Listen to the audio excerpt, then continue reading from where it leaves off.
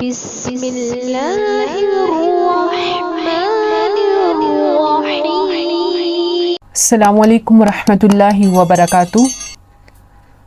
نبی کریم صلی اللہ علیہ وسلم صبح کی نماز کی سنت اور مغرب کی نماز کی سنت کی اول رکعت میں سورہ کافرون اور دوسری رکعت میں سورہ اخلاص ہمیشہ پڑھا کرتے تھے، یعنی فجر کی نماز اور مغرب کی نماز کی سنت میں پہلی رکعت میں سورہ کافرون اور دوسری رکعت میں سورہ اخلاص۔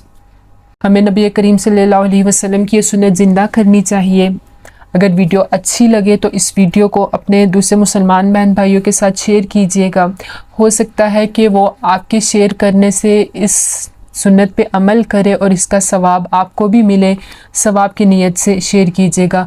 ویڈیو اچھی لگے تو اس کو لائک ضرور کیجیے گا۔ سورہ کافرون سلامتی ایمان کے لیے ہے، اس کو پڑھنے والا دنیا سے ایمان کے ساتھ جائے گا۔ اس کو صبح و شام پڑھنا بے حد مفید۔ اس سورت کا پڑھنا کفر سے، نفاق سے دل و دماغ کو محفوظ رکھتا ہے اور اس کا خاتمہ بالخیر ہونے کی امید ہے انشاءاللہ۔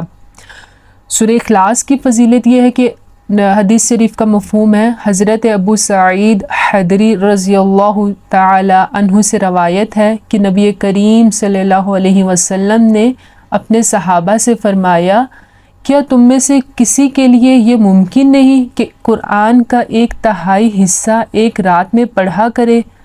صحابہ کو یہ عمل بڑا مشکل معلوم ہوا اور انہوں نے عرض کیا، یا رسول اللہ صلی اللہ علیہ وسلم، ہم میں سے کون اس کی طاقت رکھتا ہے؟ نبی کریم صلی اللہ علیہ وسلم نے فرمایا کہ قل هو اللہ احد اللہ الصمد قرآن مجید کا 1/3 حصہ ہے، یعنی سورہ اخلاص کو پڑھنا قرآن مجید کے 1/3 حصہ پڑھنے کے برابر کا ثواب ملتا ہے۔ ان سورہ کی بہت سی فضیلتیں ہیں۔ سب سے بڑی بات کہ یہ نبی کریم صلی اللہ علیہ وسلم کی سنت ہے، ان کا عمل ہے کہ آپ نے سورہ کافرون کو فجر کی نماز میں پڑھا، فجر کی سنت میں پڑھا۔